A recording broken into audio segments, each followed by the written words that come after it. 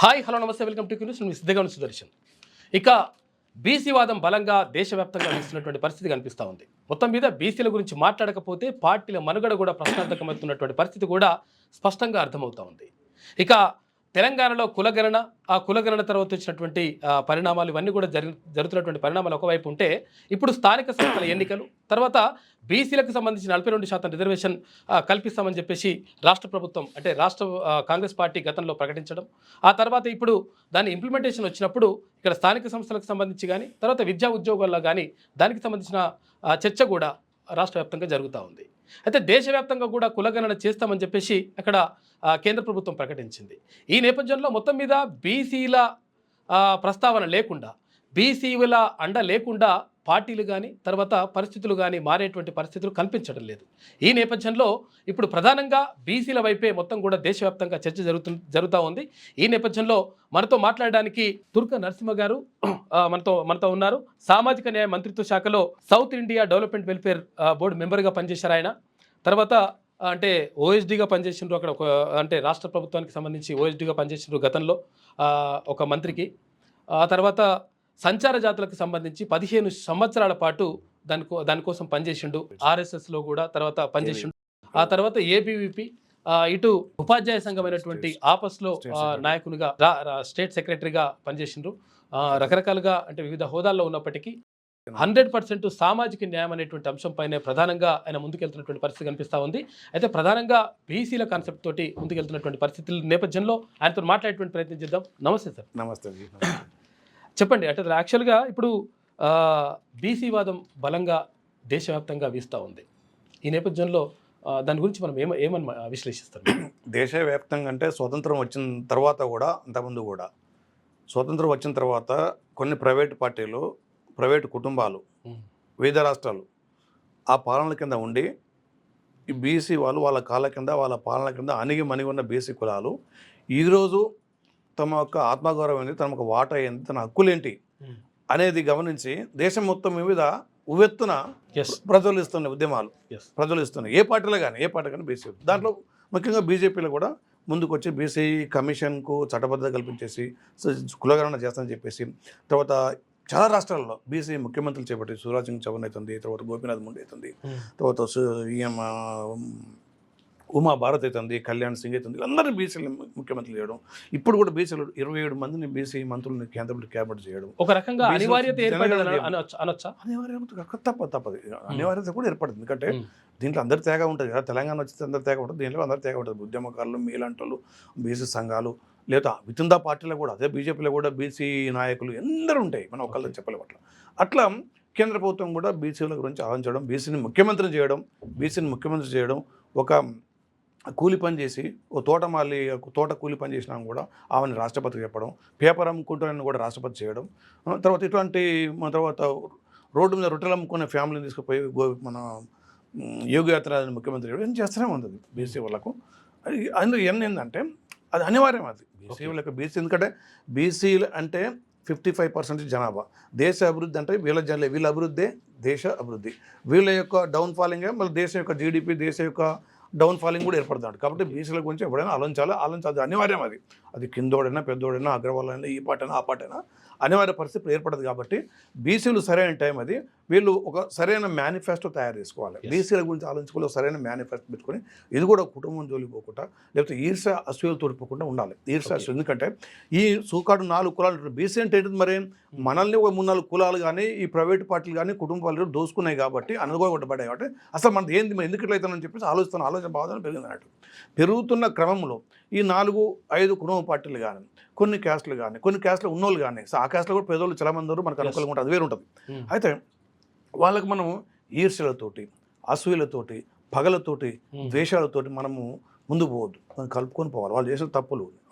ఇంకోటి మన దాంట్లో కూడా తప్పులు దేశంలో వాళ్ళని బానిసలుగా ఉండి మనల్ని కూడా అనుగుతులు మన దాంట్లో కూడా ఉన్నారు. ఎస్సీ ఎస్టీ బీసీలో ఉన్నారంటే అటున్నారు. కాకపోతే వాళ్ళ దాంట్లో కొంచెం టాప్ 10%, 5% వాళ్ళు బాగా డబ్బు సంపాదించేసి వితందా ఆ కమ్యూనిటీల పేదలను కూడా మిగతా కూడా అనుసరిస్తూ ఉంటారు అన్ని రకాలుగా. అందువల్ల ఏంటంటే బీసీవాదం ఒక జాతీయవాదం. బీసీవాదం అన్ని జాతులకు సమైక్యంగా, అన్ని జాతులకు న్యాయం ఉండేది ఉండాలి. తర్వాత ఎప్పుడైనా మనకు ఈర్ష్యలు, అసూయలు, జెలసీ, హేటెడ్నెస్ ఉండదు.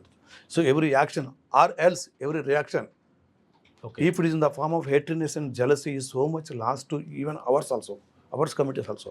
అంటే మన కమిటీ ఈర్ష్యలు అసూయలు జలస్తూ పోకుండా అందరూ కలిపిపోతే బీసీ ఉద్యమం అయితే బాగా మంచిగా ఉంటుందని చెప్పేసి నా అభిప్రాయం. ఓకే, ఇప్పుడు చారిత్రక నేపథ్యాన్ని పరిశీలిస్తే ఎక్కడి నుంచి బీసీ కులాలకు సంబంధించినటువంటి ప్రస్తావన కనిపిస్తుంది? రామాయణ మహాభారతం కానీ లేకపోతే పురాణాలు కానీ ఎక్కడ? మీరు ఒకసారి చూడండి, మనం ఏమని చెప్తున్నాం, మనము ఇప్పుడు నల్గొండ జిల్లాలో దాదాపు 70 సంవత్సరాల నుంచి రెడ్డి పాలన అని చెప్తూనే ఉన్నాం. అవును, ఇన్ని సంవత్సరాల నుంచి మన తెలంగాణ కూడా రెడ్డి వెల్మ ఇంకా సమైక్యంగా కమ్మ పాలన చెప్తూనే ఉన్నాం కదా. ఓకే. ఈ సోకాళ్ళు 3-4 క్యాస్టులు ఉన్నాయి కదా.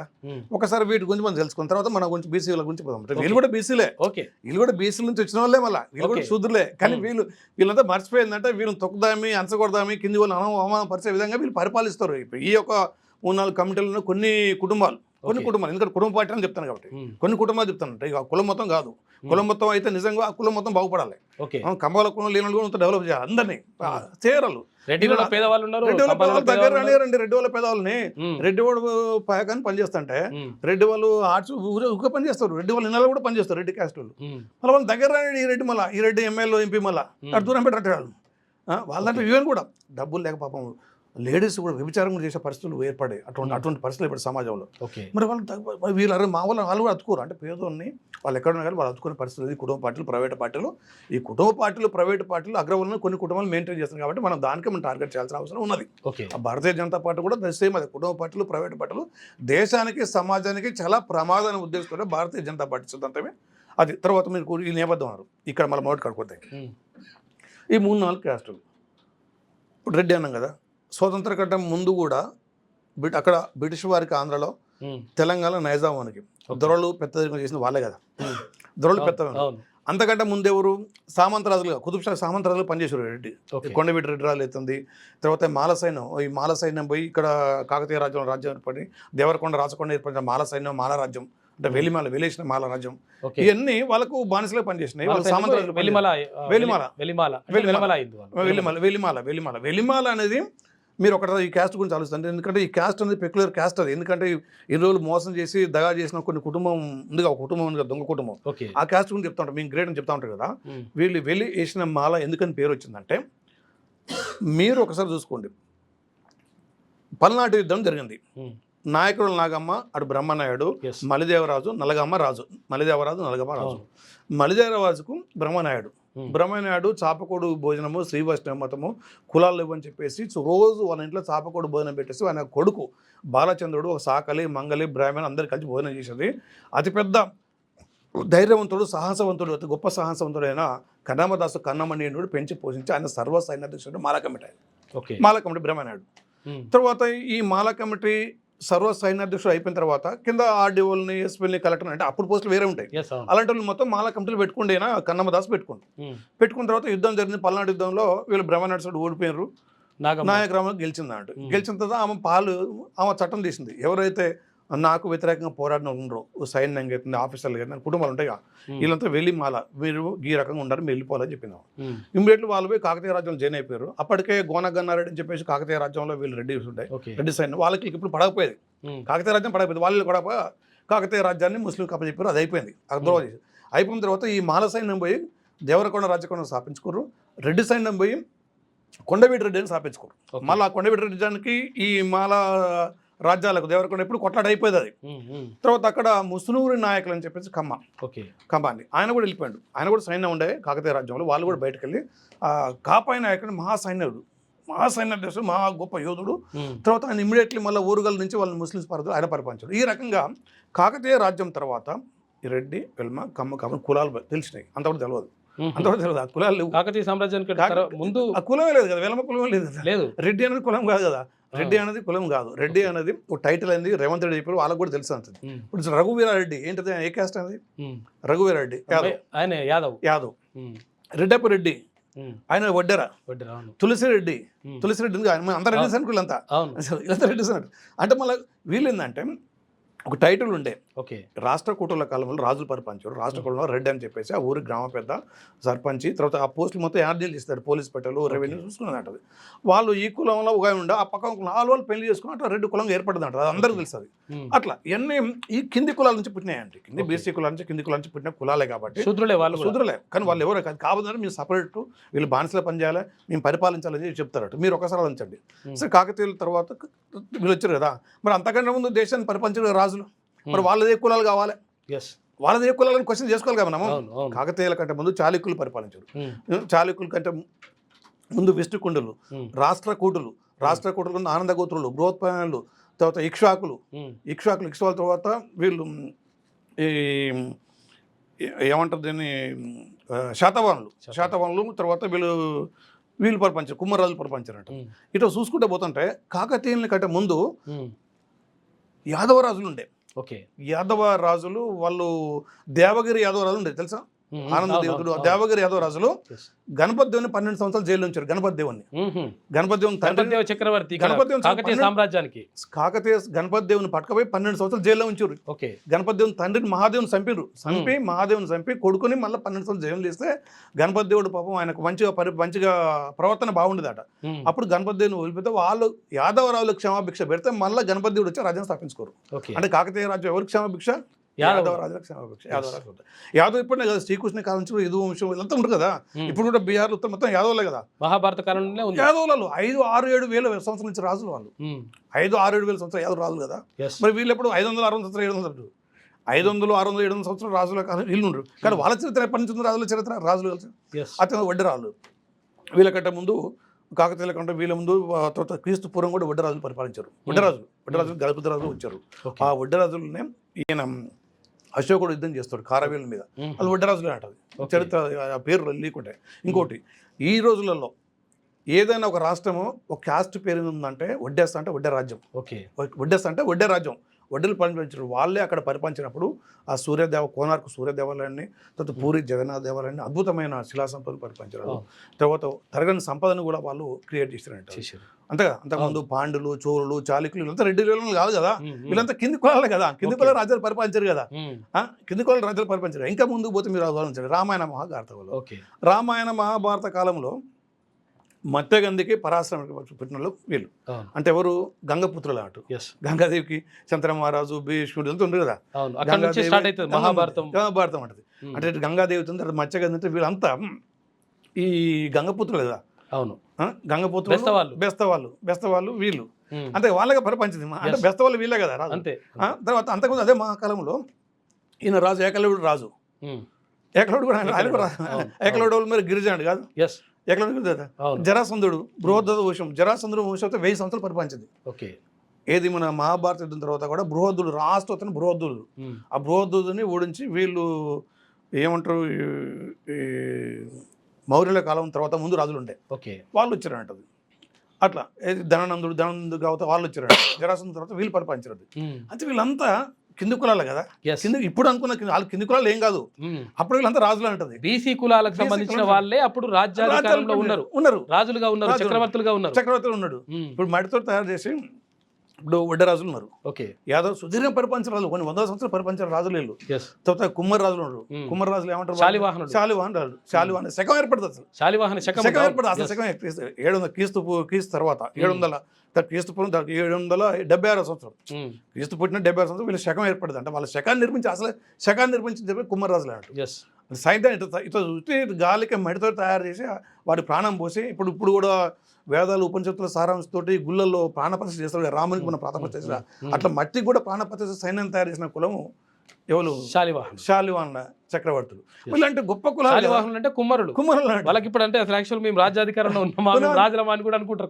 తెలియదు అట్లా చాలా మంది తెలపోయారు కిందట మీ వీళ్ళ కింద బానిసలు. అంటే వీళ్ళు కూడా చరిత్ర మొత్తం నాశనం చేస్తారు. మీరు చూడు కేసీఆర్ 10 సంవత్సరాలు పరిపాలించే ప్రజలు మొత్తం బానిసలు చేశారు. ప్రజాపతి వాళ్ళే కదా. ప్రజాపతులు అంతే వాళ్ళు ప్రజాపతులు. అంతకంటే ముందు మనం ఒకసారి పోదాం, వెనక పోతే మాతంగి మహర్షి ఉండు. అరుంధతి మాత ఉంది. అంతే మాల అరుంధతి అంత జాంబవంతుడు. అంటే ఫస్ట్ పరిపాలించింది ఈ భూమిని జంబూద్వీపం కదా. జాంబవంతుడిగా పరిపాలించింది. జాంబవంతుడు ఎవరు మరి? మాల బాధే కదా, వాళ్ళ పెద్దలు కదా. అంతే. అంటే ఇప్పుడు దళితులు కిందులు జామంతు మాలగా వీళ్ళు ఫస్ట్ పెద్ద అన్నట్టు. ఇట్లా పెద్ద ఇట్లా పోయి ఇట్లా అయిపోయింది అంటది. దాంట్లో పుట్టుకొచ్చి ఇట్లా అయిపోయి వీళ్ళు కిందికి పోయారు, మన దీంట్లో నుంచి పుట్టిన వాళ్ళు పైకి పోయిన అంటది. అంతేగా అవును. బీచ్లో అట్లా అంట. ఇప్పుడు మీరు మధ్య ఉంటారు, మధ్యలో ఉన్న వాళ్ళు ఓకే. అసలు పైన ఉన్న వాళ్ళు కిందికి వచ్చారు, వాళ్ళ మాదిగా ఎస్ ఎస్. కిందికి వచ్చినట్టు. అంటే సామాజిక నేపథ్య వ్యవస్థలో భారతదేశం ఒక చరిత్ర పురుషుకుంటాయి. తర్వాత ఇలాంటి గొప్ప పురుషులు పరిపాలించారు కదా జాంబవంతుడు కాంచి. మరి వేదాలు ఉపనిషత్తులు రాసింది ఎవరు? మరి వేదాలు ఉపనిషత్తులు ఎవరు రాసిచ్చారు? వేదవ్యాసుడు రాశాడు. వేదవ్యాసుడు ఎవరు? మరి ఈయన బీసీ కదా. బీసీ కదా, ఇప్పుడు పాండవుల వంశం కదా, బీసీ కదా. సమస్త వేదాల్లో ఉన్న ఉపనిషత్తులో ఉన్న సారాంశం చూస్తే ప్రపంచం మొత్తం ఇప్పుడు విస్తుపోతుంది. అంతమంది టెక్నాలజీ ఉంది, అటువంటి టెక్నాలజీ. తర్వాత అంతమంది సైంటిఫిక్ ఆధ్యాత్మికత, తర్వాత ఈ ఖగోళ శాస్త్రం, ఆయుర్వేదం, ధనుర్వేదం ఒక్కటి కాదు వేదాల శాస్త్రం ఉన్నది. వేదాలు ఇప్పుడు సైన్స్ మొత్తం వేదాల్లో తెలుసుకుంటాడు. నువ్వు చూసారా మహాభారత కాలంలో గుజరాత్లో బయటపడ్డది ద్వారకా నగరం, చూసారా మీరు? ఎంత అద్భుతమైన నగరం. ఇప్పుడు కూడా కట్టలేరు ఆ నగరాన్ని. అదంతా ఒళ్ళు కట్టిన మరి అదంతా నగరం విశ్వకర్మలు కదా. విశ్వకర్మలు ఉండేవారు. ఇప్పుడు పంచకర్మలు విశ్వకర్మలు కదా. అటువంటి నగరాన్ని ఇప్పుడు 6,000 సంవత్సరాల కింద కట్టారు, ప్రపంచం మునిగి ఉన్నప్పుడు. మరి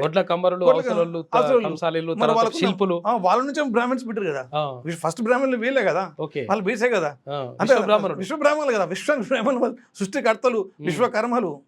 అంతే వాళ్ళ యొక్క అద్భుతమైన క్రియేషన్ చూస్తే మీరు తమిళనాడులో మీరు ఒకసారి చూడండి. తమిళనాడులో మధుర, మీనాక్షి, కంచి, కామాక్షి, రామేశ్వరం ఒక టెంపుల్ చూస్తే చాలా అద్భుతం.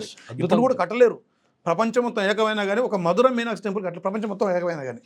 అటువంటి టెక్నాలజీ, అద్భుతమైన ఆర్కిటెక్చర్, అతను ఇంజనీరింగ్ ఉన్న మరి వీళ్ళెవరు బీసీలు కదా. ఇప్పుడు మనం బీసీలు కాదని చెప్తాను నేను. మరి వాళ్ళ దాంట్లో మార్కండేయ, యుగపురుషులు ఎంతమంది లేరు, అంతే కదా. తర్వాత మరి రామాయణ రచిస్తే ఎవరు? వాల్మీకి. ఆ బోయ. సరే, బోయ అంటే కొన్ని స్టేట్లో బీసీ ఉంది, కొన్ని స్టేట్లో ఎస్టీ ఉంది. మరి రామాయణ ఆది కావ్యం, ప్రపంచానికి ఆది కావ్యం రచించిన వాళ్ళు. ప్రపంచానికి ఆది కావ్యం రచించిన రామాయణం. ప్రపంచానికే ఒక జ్ఞానభిక్ష పెట్టిన వేదాలు ఉపనిషత్తులు రచించారు ఆయన బీసీ, అంతే కదా. ప్రపంచంలో శిల్పకళలో అవుతుంది, సంగీతం, సాహిత్యం వీళ్ళే బీసీలు కదా. ఇప్పుడు మనం కూడా సోకాళ్ళు వీళ్ళే కదా. ఇంత గొప్పది కదా. అసలు ప్రపంచంలో విశ్వవిద్యాలయాలు లేవు. నలంద, తక్షశిల, విక్రమశిల, గొప్పగా వెలిగినటువంటి విశ్వవిద్యాలయం ప్రపంచానికి జ్ఞానం ఇచ్చింది. దాంట్లో పురోహితులు వీళ్ళే, బీసీలే, నిర్మించింది వీళ్ళే, విశ్వకర్మలే, అంత వీళ్ళే కదా, అంత వీ కులాలే కదా. వీళ్ళ తర్వాత ఇట్లా చెందిన అసలు భారత చరిత్ర మొత్తం వందల వేల చరిత్ర, లక్షల సంవత్సరాల చరిత్ర కూడా వీ కులాలదే కదా. ఈ కులాలదే కదా. లక్షల సంవత్సరాల చరిత్ర కూడా వీళ్ళదే కదా. నువ్వు ఏమైనా కాకతీయ రాజ్యం ఓడిపోయిన తర్వాత ఈ బీసీలలో 1-2 కులాలు వచ్చేసి ఈ మాల సైన్యం పోయి మాల రాజ్యాలు ఏర్పరచుకుని కొండవీటి మన దేవరకొండ రాచకుండా రెడ్డి సైన్యం కొండవీటి రాజ్యం స్థాపించుకోరు. అక్కడ కాపులు పోయి విజయనగర సామ్రాజ్యం స్థాపించుకోరు, అంతే కదా. అంతకుముందు మొత్తం వీళ్ళగా సుదీర్ఘమైన ఇంత ఉండే, వీళ్ళకి గింత ఉండే. ఇప్పుడు గింతోళ్ళు ఇంత అయిపోయి ఇట్లా ముందొచ్చిన ముందొచ్చిన చెవులు కొండ వెనుకొచ్చిన కొమ్ములు గట్టిగా ఉంటాయి. అయితే నేనేందంటే ఆ కొమ్ములైనా చెలువైనా తలకాయ మాత్రం వందే. కాబట్టి ఇలా కోఆర్డినేషన్గా భారతదేశంలో మనం అందరం వాళ్ళది కూడా బాధ్యత. సరే, ఓకే, అధికారం వచ్చింది, 500 సంవత్సరాలు పరిపాలించారు. ఇప్పుడు కొన్ని కులాలు కుటుంబ పార్టీలు అయిపోయి ఆ కులాన్ని మొత్తం కన్సాలిడేట్ చేసి మిగతా కులం తొక్కుతారు. ఇప్పుడు కేసీఆర్ ఉండు, వాడి కులం ఎంత, వాడంతా 1% 0.5%, 0.5 వాడు 0.5 వాళ్ళు పరిపాలిస్తున్నప్పుడు మిగతా కులాలకు ఆటోమేటిక్గా పరిపాలించు. కానీ వాడు మంచి పరిపాలిస్తే ఏం కాదు, పరిపాలించడం కాదు, ప్రజారంజకంగా ఉండాలి. నీవు ప్రజలు మొత్తం ఓటేశారు.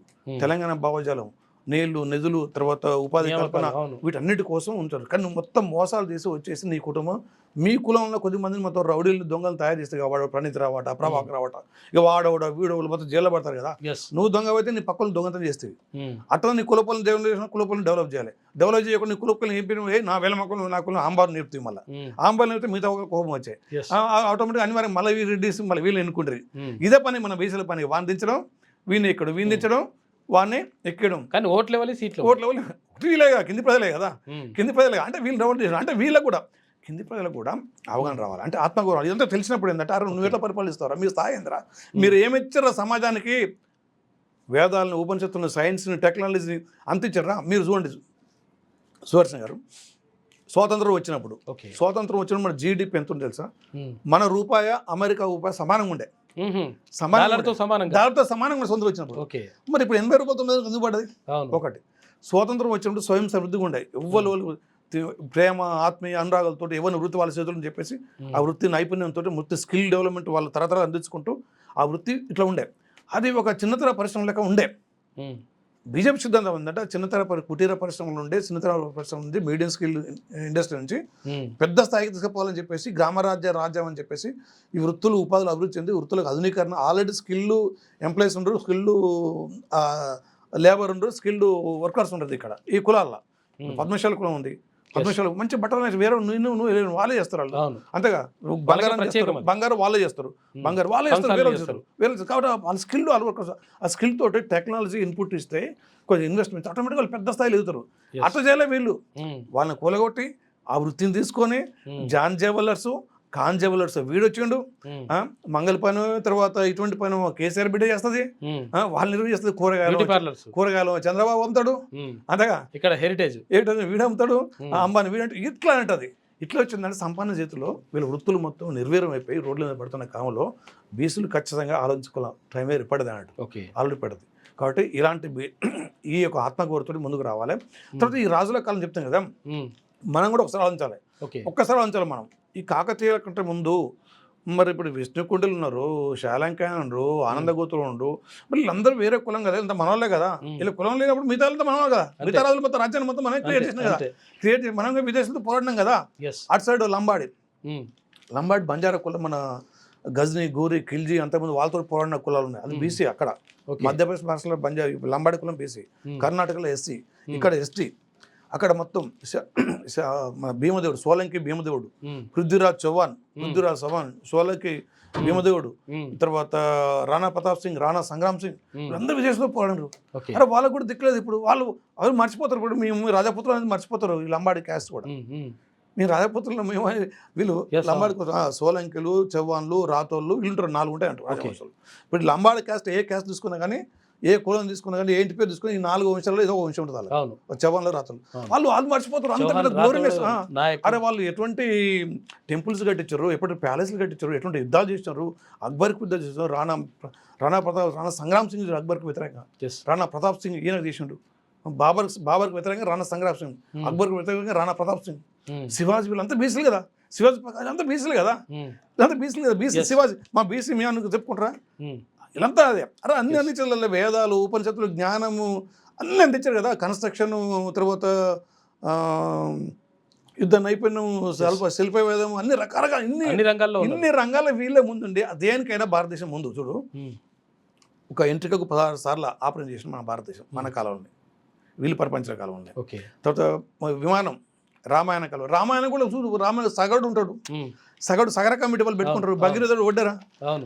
అరే ఎక్కడ చెప్పిన కదా, సూర్యం అందుకనే ఒడ్డరంతా సూర్యవంశం ఉంటుంది, భగీరథుడు అంటే ఇప్పుడు యాక్చువల్గా వీళ్ళు బావులు తవ్వుతారు కదా, భగీరథుడు కానీ తీసుకొచ్చినట్టు అదే భావజలంతో పుట్టిన వాళ్ళు వీళ్ళు అంటది, అదే వంశంలో పుట్టిన వాళ్ళు ఇప్పుడు బయలు ఒడ్డర అంటది. సగర కూడా అంతే, నువ్వు రామాయణంలో చూసుకుంటూ చూస్తే ఆ వంశంలో రామాయణంలో సగరుడు ఉంటాడు, భగీరథుడు వీళ్ళంతా ఉంటారు అంటది. వీళ్ళంతా వీళ్ళు అక్కడి నుంచి పుట్టిన వాళ్ళు కదా, గొప్ప వాళ్ళు ఉన్నారు, గొప్ప వాళ్ళు అన్నిట్లుగా అన్ని సకలం క్రియేట్ చేసిన వీళ్ళు. నదులు అయితే ఫస్ట్ కరికాల సోడు, ప్రపంచంలో మొదటి ప్రాజెక్ట్ ఏంటంటే కరికాలుడు సూళ్ళు నిర్మించిన కావేరీలోని కావేరి మీద నిర్మించాడు. 2000 సంవత్సరాల క్రితమే కరికాల సోడు ఆ కావేరి నది మీద ఆనకట్ట కట్టినాడు, కావేరి నది మీద. ఈ దొంగ కడితే 2 years 3 years కూలిపోయింది అది. అంటే చూడు, అంతే లక్షల కోల్పించాడు. ఇప్పుడు కాకతీయుల కాలంలో ఒడ్డర జాతి ప్రజలు ఏంటంటే రామప్ప, లక్నవరం, పాకల చెరువులు నిర్మించారు. ఏమన్నా చెక్కు చేరిందా? ఈ అవలగాడు ఏమంటాడంటే, ఇప్పుడు బిల్డింగ్ ఉంది, బిల్డింగ్ లో 4 మీటర్లు పోయింది అనుకో, 4 మీటర్లు తేలుతుంది కదా, 4 మీటర్లు ఐరన్ కనిపిస్తుంది అంటే ఆ 4 మీటర్లతో మొత్తం ఖరాబ్ అవుతుంది రావులే, అంతే కదా. అంత మంచిగా ఉన్నది ఒక గుండెకైనా ఖరాబ్ అయింది, అంతే కదా. మనం ప్రాజెక్ట్ కడతంటే ప్రాజెక్ట్ లో గింత రంధ్రం కానీ ప్రాజెక్ట్ మొత్తం కట్ట మొత్తం దిగిపోతుంది. ఏం పోయిందా కదా, 2 మీటర్లు పోయింది అంటే కేటీఆర్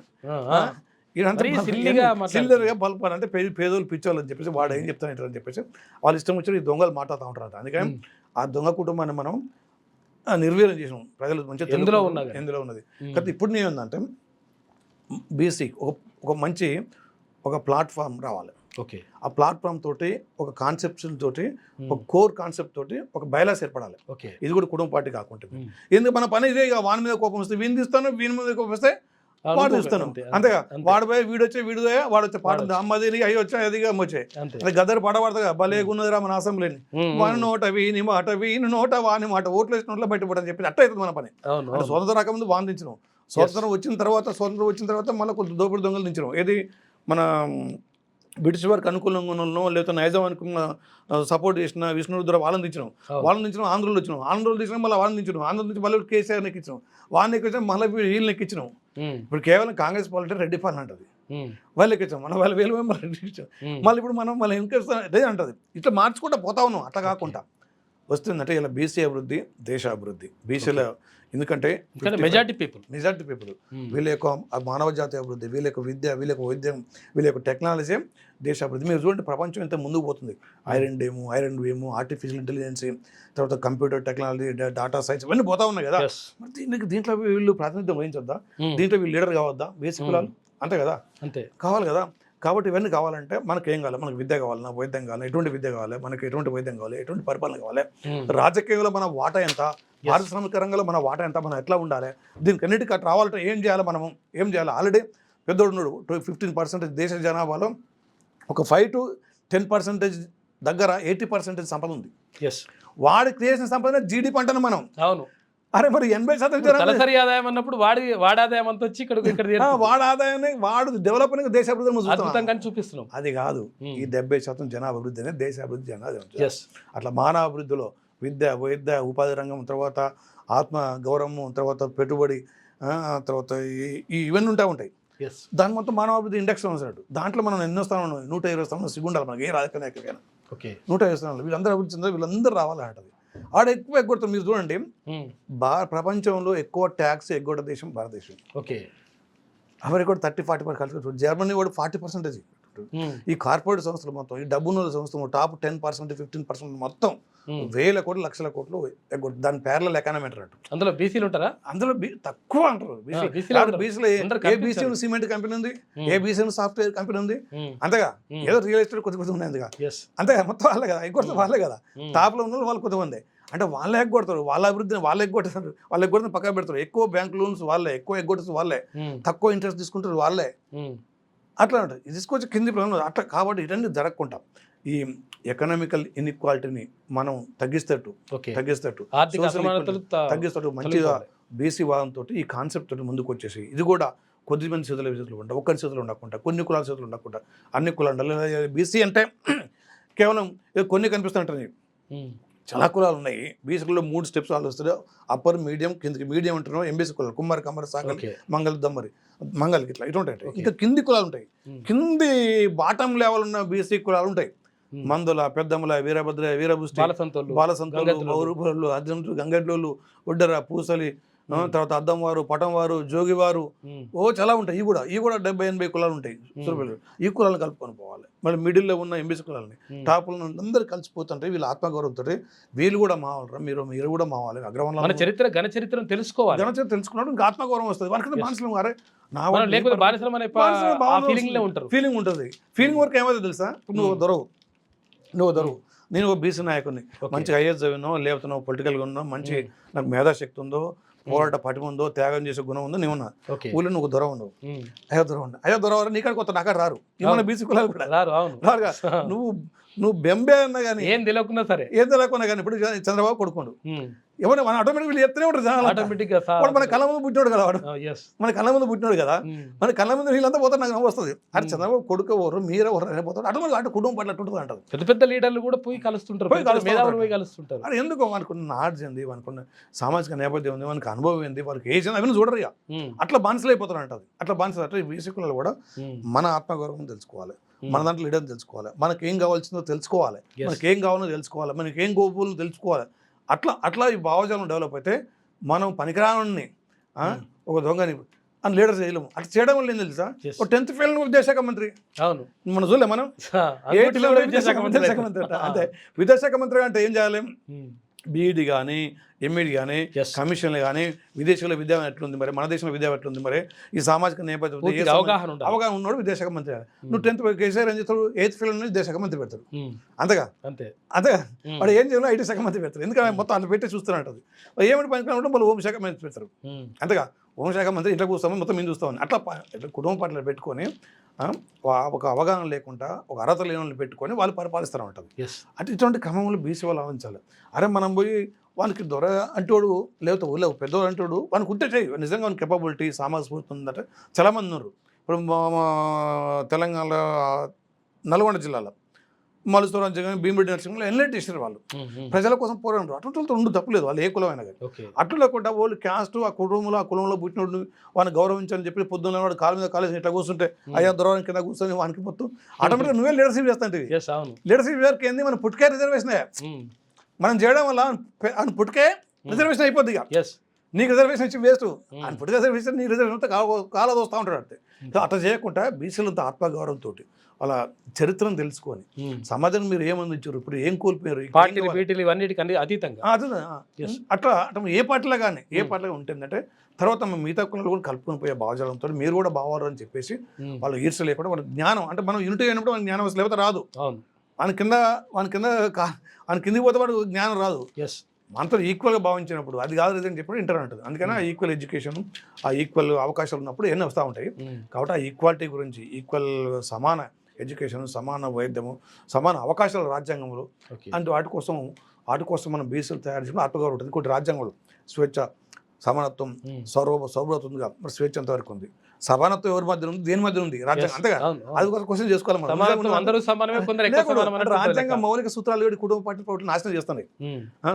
సౌభ్రాతం ఉండకుండా నా ఓడు నీ ఓడు మనమంతా వాడు మేము పరిపాలిస్తే వాడు ఉండాలరా అని చెప్తాను. గమదే రేవంత్ రెడ్డి చెప్పింది మేమేం పరిపాలించాలన్నాడు లేదా దేంట్లో అన్నాడు అంటే అది సౌభ్రతకు వ్యతిరేకం. అది ఉంటుంది. మరి ప్రజాస్వామ్యం నిజంగా ప్రజాస్వామ్యం ఉంటుంది, అన్ని వర్గాల నుంచి ప్రాతినిధ్యం వస్తే ప్రజాస్వామ్యం. మరి నిజంగా ప్రజాస్వామ్యం ఉంది రాజ్యాంగం క్వశ్చన్ చేసుకోవాలి. అన్ని వర్గాల నుంచి ప్రాతినిధ్యం వస్తేనే అది నిజంగా ప్రజాస్వామ్యం. లేకపోతే ఏంటంటే నీ ఒకటి అనుకున్న రాజరికం అయిపోతుంది. ప్రజాస్వామ్యం ముసుగు నడుస్తున్నా రాజరికం. ఎవరో నేను కూడా అన్నాడు కాదు, ఈ మధ్యన ఆ సీనియర్ ఐఏఎస్ ఆఫీసర్ లోక్సభ పెట్టిన జయప్రకాష్ నాయర్ అంటారు కదా, ఆయన కూడా క్లియర్ అంటాడు ఎవరిని గుర్తుందో అందే రాజ్యం అంటాడు. అరే రాయలసీమ మొన్నటిదాకా ఓటు కూడా అయిపోయింది. ఎక్కడ ప్రజాస్వామ్యం అది అంటే ప్రజాస్వామ్యం ఉందా? ప్రజాస్వామ్యం లేదు. అంటే ప్రజాస్వామ్యం సర్వసత్తగా ప్రజాస్వామ్యం లౌకిక అది లేదు. మళ్ళీ ఒక మతానికి ఒక అదే ఉంటుంది. గణతంత్రం అంటే గణతంత్రం పొరగానికి అర్థం కాదు. ఇప్పుడు గణతంత్రం రాజు లేని రాజ్యంలో తర్వాత ఇట్లా ఎన్నుకోవాలి. ఇంకా ఎన్నుకోటి రాళ్ళు ఆయన ఇష్టం వచ్చినట్టు స్పీకర్ని నియమిస్తారు, ఆయన ఇచ్చినట్టు ఈ మంత్రిని నియమిస్తారు. దాని ప్రకారం లేదు అది. అట్లా దేనికి అర్థం లేదు. దేనికి అర్థం లేకుండా ఈ కుటుంబ పార్టీలు చేస్తానే. దీనివల్ల బీసీ వాళ్ళు సర్వం సకలం నాశనం అవుతుంది తప్ప బీసీ వాళ్ళు చైతన్యమై ఆత్మగౌరవంతో ముందుండి వాళ్ళకి ఏం కావాలనో అది నిర్మించుకొని ముందుకు పోవాలని చెప్పేసి అన్ని పార్టీలు ఉన్న బీసీలు, బయట ఉన్న బీసీలు, బీసీ సంఘాలు అన్నిటికీ నేను విజ్ఞప్తి చేస్తూ వాళ్ళు విన్నవిస్తున్నాం. జై హింద్. Thank you. అయితే మొత్తం మీద ఇది తురక నరసింహ గారు చెప్తున్నటువంటి మాట. మొత్తం మీద ఇక్కడ అందరూ ఏకమై అంటే అసలు యాక్చువల్గా ఎవరికి వారే ఏమరా తీరని కాకుండా అందరూ ఒకటిగా ముందుకెళ్తే 100% మనం విజయం సాధిస్తాం. తర్వాత ఇంకొకటి ఏంటంటే గత చరిత్రను తెలుసుకోకుండా అంటే మేము బానిసలుగానే ఉండిపోతాం, మేము బానిసలుగానే పుట్టినాం, బానిసలుగానే చచ్చిపోతామని కాకుండా గత చరిత్రను తెలుసుకొని అసలు యాక్చువల్గా ఎవరెవరు ఏ సామాజిక వర్గాల నుంచి ఎవరెవరు రాజులుగా చక్రవర్తులుగా ఏలినరు, గొప్ప గొప్ప చరిత్రని మనము సృష్టించుకున్నాము. వీటన్నిటినీ మనం ఒక్కసారి అవలోకనం చేసుకుంటే, ఒక్కసారి వాటిని అన్నింటినీ కూడా తిరిగేసుకుంటే 100% మనకు కూడా అంటే మళ్ళీ రాజ్యాధికారంలోకి వెళ్ళాలి అనేటువంటి ఆలోచన వస్తుంది. వచ్చినప్పుడు మాత్రమే ఈ అన్ని కులాలకు అంటే మెజారిటీ పబ్లిక్ ఉన్నటువంటి ఈ అన్ని కులాలకు న్యాయం జరిగేటువంటి అవకాశం ఉంటుందని చెప్పేసి ఇక్కడ తురక నరసింహ గారు చెప్తున్నటువంటి మాట. ఇది ఇవాళ డిబేట్. చూస్తూ ఉండండి క్యూ న్యూస్. మీ సిద్ధంగా సుదర్శన్.